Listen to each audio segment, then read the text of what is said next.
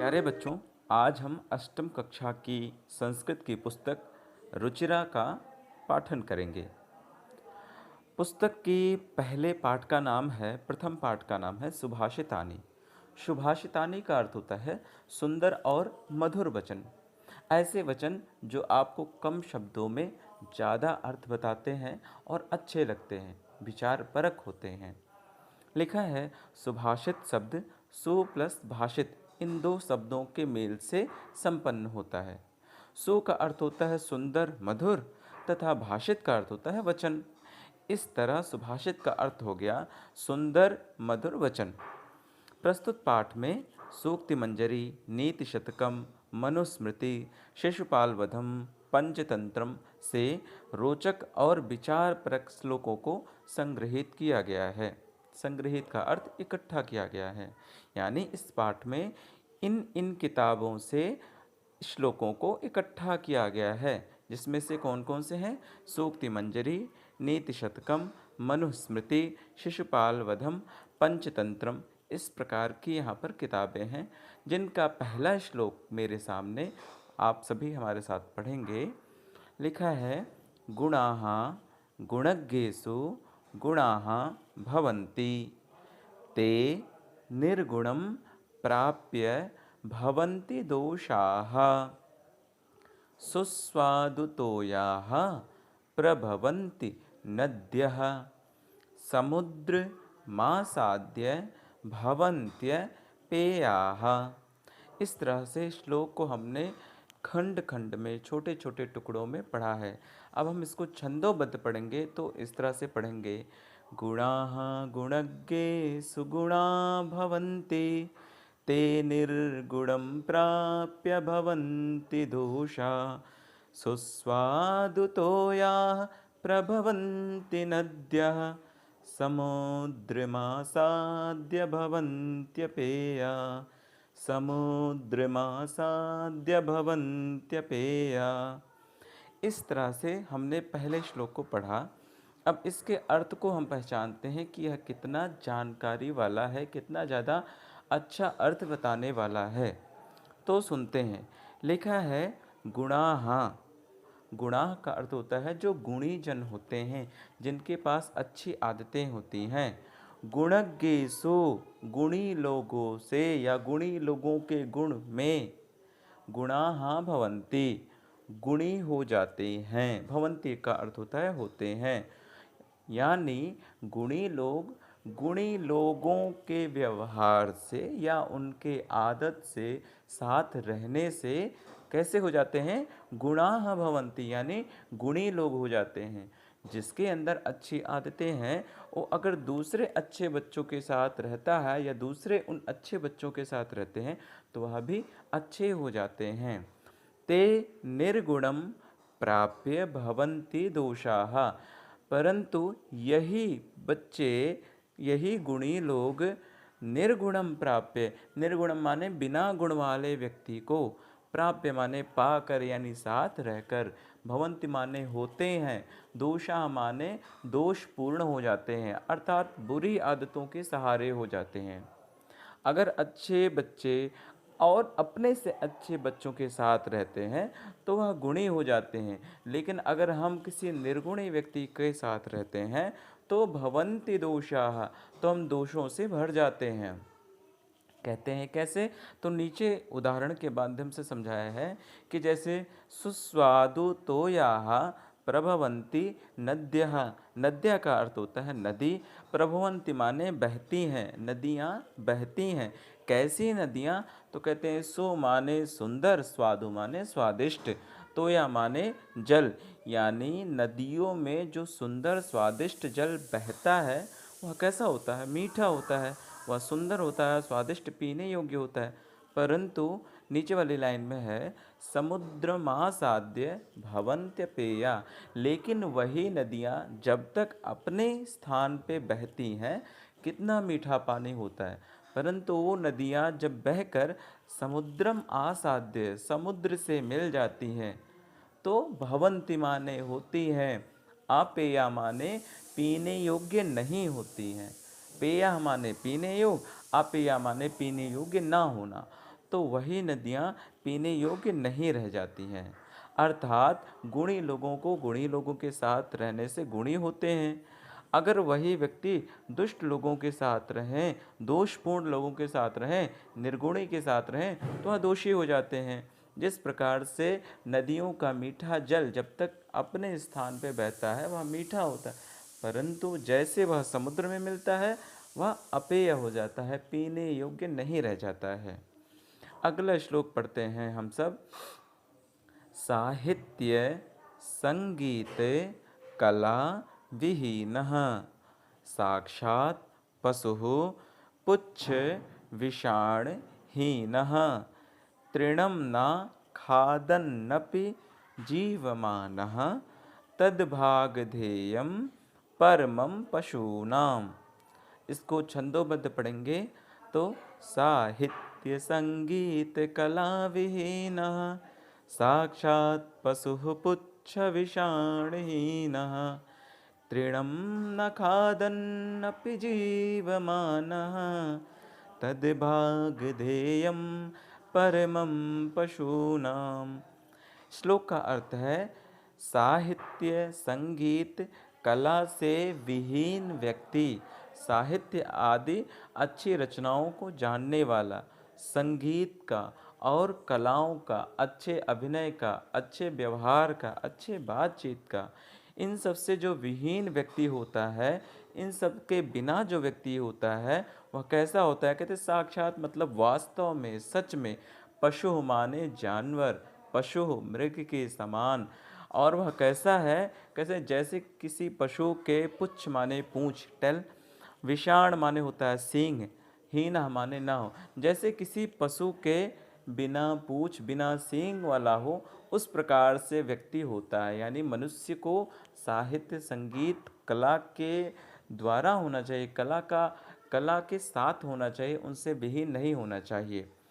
कहते हैं तीसरी लाइन में इन्होंने कहा है, तृणम न खादन नपि जीवमानः, और वह तृणम माने होता है घास फूस, तो घास फूस आदि को ना खाते हुए भी जीता है ऐसा मनुष्य, क्योंकि मनुष्य तो जीवित ही रहेगा, लेकिन वह घास ना खाते हुए भी पशु के समान है।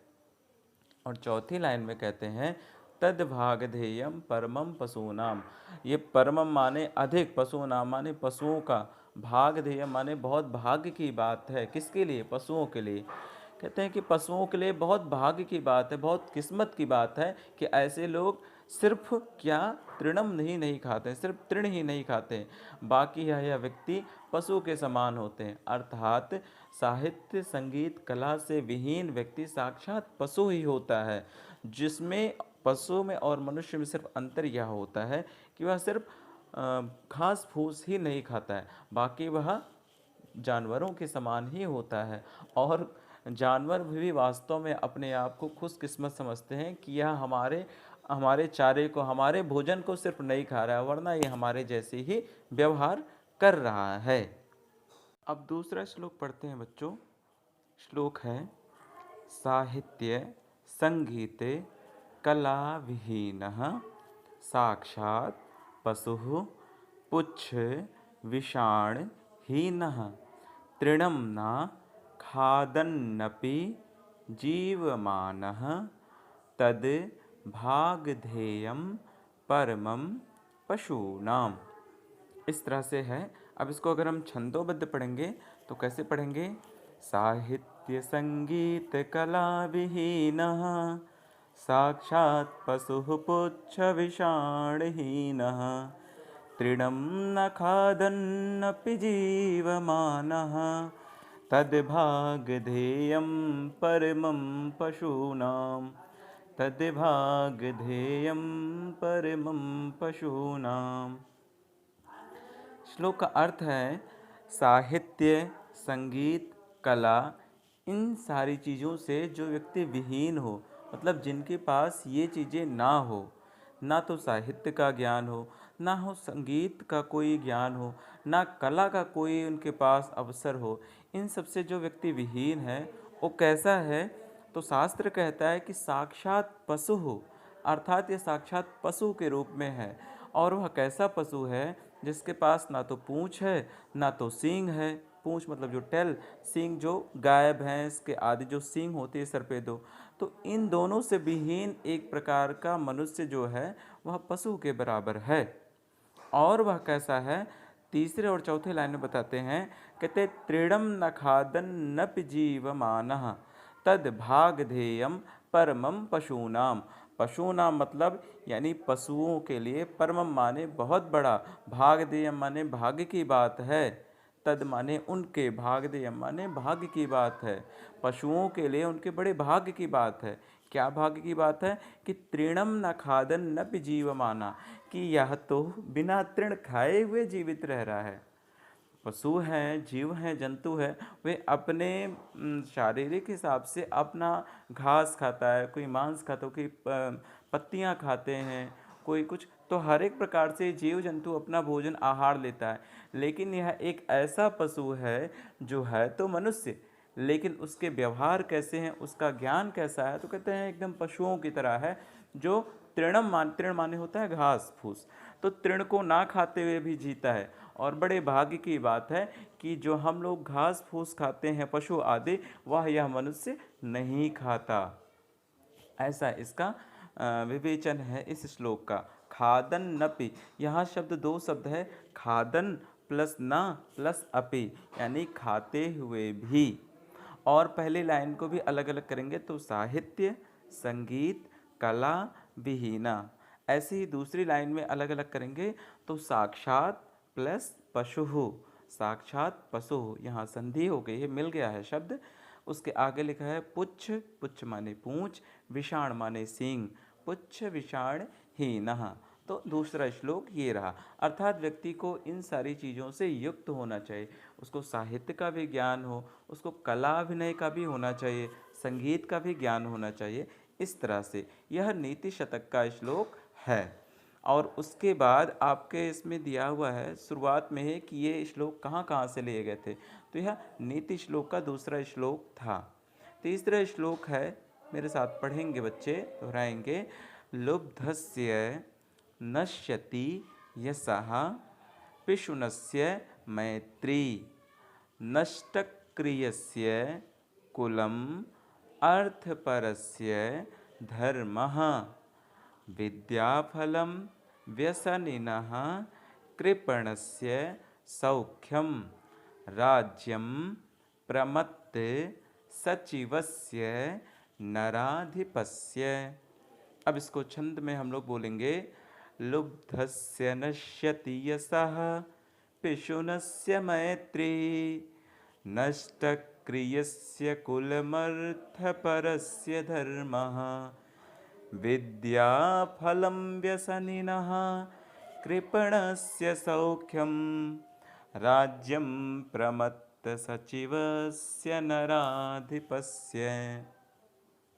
अर्थात लुब्धस्य माने लोभी, तो जो लोभी व्यक्ति होता है, नश्यति माने नष्ट हो जाता है, यानी लोभी व्यक्ति का जो लोभ करता है, जो दूसरे के चीज़ को अपना हो जाए, ऐसा लोभ करता है, वह उस व्यक्ति का नष्ट होता है। क्या नष्ट होता है, तो लिखा है यशः, यश नष्ट होता है, उसकी प्रसिद्धि नष्ट हो जाती है। और लिखा है पिशुनस्य मैत्री, अगर कोई पिशुनता युक्त व्यक्ति है तो उसकी मैत्री माने दोस्ती नष्ट हो जाती है, ख़त्म हो जाती है। यहाँ पे पिशुनस्य का अर्थ होता है चुगलखोरी, अर्थात मेरी बात उससे कहना, उसकी बुराई उससे, ऐसा करने से व्यक्ति की मित्रता में खटास आता है, ख़त्म हो जाती है। दूसरे लाइन में लिखा है नष्टक्रियस्य कुलम, कहते हैं कि अगर व्यक्ति कोई काम न करे तो उसका कुल नष्ट हो जाता है। कुल का अर्थ है वंश, तो उसका कुल नष्ट हो जाता है अगर व्यक्ति कोई काम न करे, खाली बैठा रहेगा।